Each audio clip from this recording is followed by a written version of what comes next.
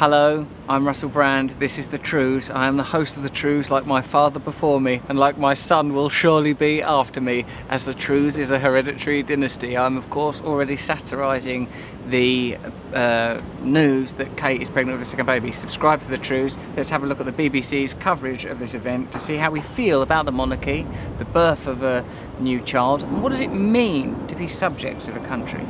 William was there at a long-planned visit to Oxford today. William was there. Nicholas Witchell, the reporter, saying it's like he was just standing with a camera, and then by chance a really posh person wandered into shot. But Catherine couldn't make it, and Kensington Palace realised that it would have to explain the reason for her unexpected absence. Now we enter into the well-worn news grammar of a royal visit, something that we've watched our whole lives. And let me declare, I come from a normal British family. I've got a tea towel with Diana on it downstairs somewhere.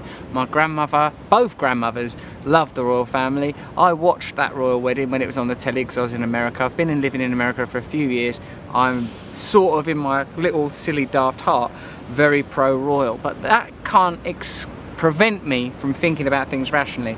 Now look at the way that this piece of news is formulated. This is a generally benevolent and positive piece about the royals, but look at the information for yourselves as well as listening to what Nicholas Witchell, royal correspondent, says. She was pregnant with the couple's second child, the palace said.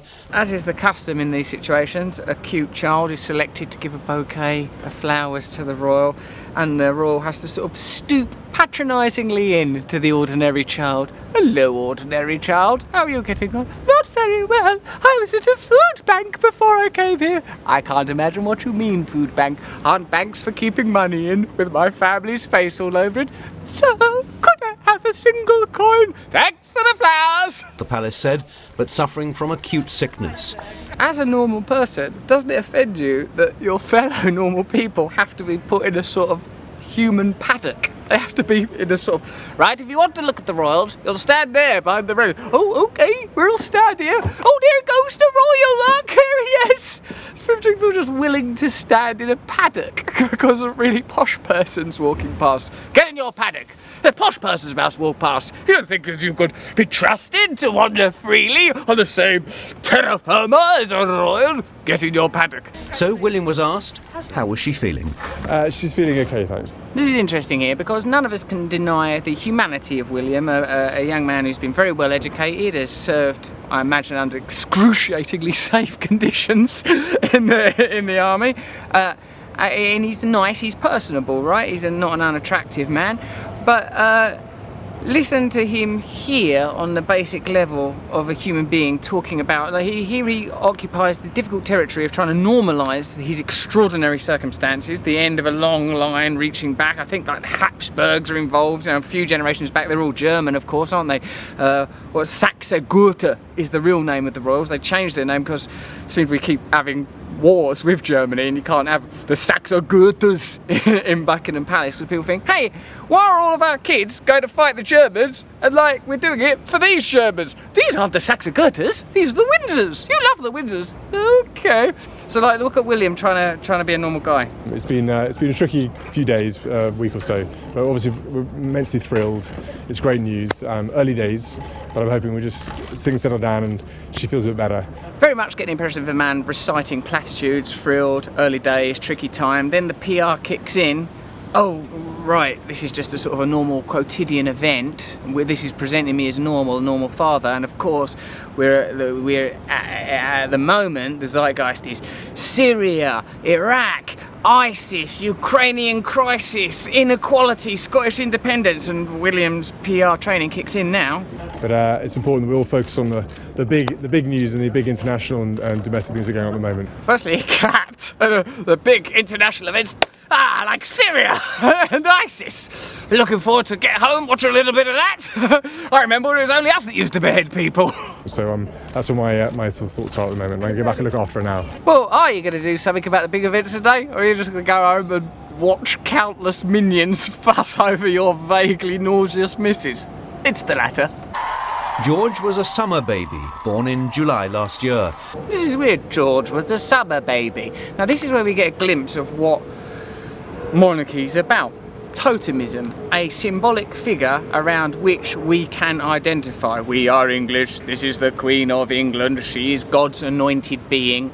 It's totemism, it's a symbolic figure that represents our national identity. This land mass is called temporarily and not for long, it doesn't look like Britain, and this is our monarch, our ruler, and this is what represents our closeness, our proximity to God. So it's like talking about the seasons in which George was born and the season in which the sibling will be born is what connects us. Now, there are many arguments for not having a monarchy. A lot of them sort of like centre on the enormous cost of having one. It's for, the official figures are 40 million. It costs us 40 million a year to have royals, but if you include security and all their hosting that they do, and why wouldn't you? Because they do that. It's 200 million. Like you might know that's the equivalent of having 9,000 nurses and 8,000 police. Seems like an odd economic system to employ. That's the thing that I can't get over. If we were starting from scratch right now, and so, like we were like, right, we're going to build a society, and someone went, let's have a little old lady that each of us give some of our money to, and then they're really rich. They don't really have any responsibility. They live in a big palace. You'd go, why? What's the point in doing that?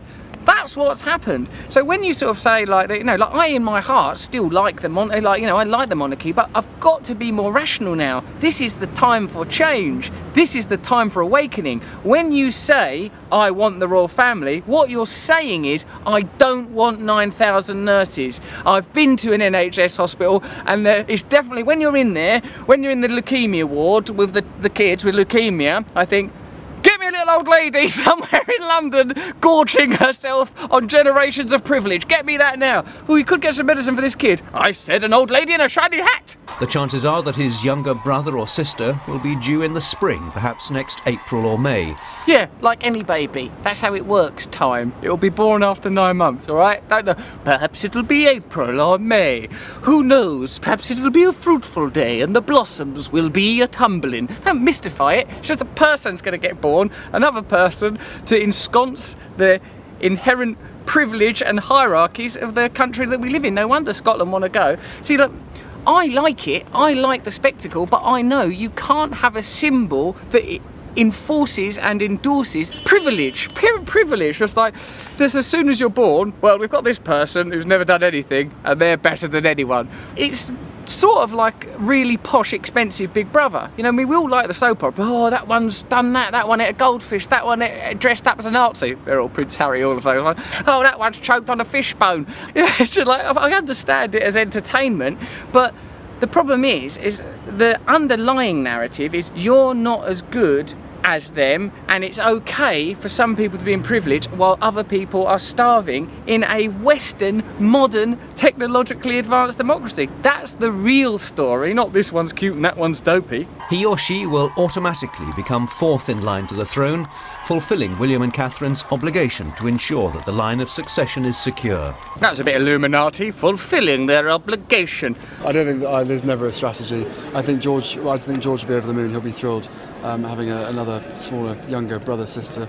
So yeah, we'll wait and see. The family continues to grow. And of course, with that growing family, your prospects of becoming king reduced, don't they? Great. Harry is no doubt the most sort of human of them, or at least he seems like it. Like, oh, I can imagine having a drink with him, mostly because he seems, generally speaking, to be pissed out of his nut. But that is, again, not a distraction from, don't get distracted from the core issue. I keep getting distracted. Oh, I know, he's nice, look at his eyes, he's sort of sweet. I know, I've seen him in that uniform, now unveiled a new waxwork of him. Don't get distracted, Russell. This is what means that certain people grow up poor. This is what means that certain people always end up in prison. This is what holds together a system where certain people will end up on drugs, where certain people will never get opportunities. It's held together by this. By removing this symbol, we have an opportunity to be free. And what of the mother-to-be? Well, in rather less than 2 weeks' time, Catherine is due to make her first solo overseas visit to Malta. Ooh, a holiday. Well done. On your own. It hasn't been cancelled. I'm told the situation is being assessed on a day-to-day basis. Even Nicholas Witchell's been put in a little paddock now. Who could I'm quite pro-royals. Get in your paddock, you scumbag! Breaking right now, the second royal baby on the way. News of the pregnancy is making headlines around the world. Another royal baby is on the way. the international fascination with Britain's royal family shows no sign of abating. Propaganda. Oh, look, around the world. See, that's the BBC, which is meant to be an impartial organisation, and that's blatant propaganda. Do a bit about how around the world it's good for Britain, it's good for tourism. That's one of the arguments. Without the royal family, I don't think you'd have tourists. No, it never goes to France, do they? And I still remember they chopped their royal family's heads off. They were pretty brutal on the subject. People still go down the Louvre, don't they? Another thing people say is like, oh, they generate money through tourism. They generate money through their property portfolio that's worth 7 billion. How they ain't got a property portfolio? We'll have that and all. Oh, but you're forgetting their property portfolio, which they earned when they had through a veg store on Covent Garden Market. They nicked that. The whole system is about the enforcement and continued inculcation of privilege. I don't want to be boring about it. Like, I like them. I love a mug. I love a tea towel. Fantastic. But if in America they went, let's everyone give some of our taxes to the Kardashians, as Hamilton Nolan pointed out, we'd go, oh, our crazy cousins across the Atlantic. You know, like, it's ludicrous and laughable and antiquated, and it makes us ridiculous. We are real. This is the world. This is life now. It's important. It matters. Like, I'm with you. I like the royal family. I think they're cute. I wish that baby all the best. I wish that couple all the best. But they should be growing up with the same opportunities as the rest of us. They should be growing up under the same conditions as the rest of us. The resources, the money, the entire institution should be dismantled and the resources shared among other people. If you think the rules are important, make sure that you know that you're also saying, I think it's more important than hospitals, I think it's more important than sharing, I think it's more important than unity and togetherness. It's an old idea and it's time for it to end. That is the Trews.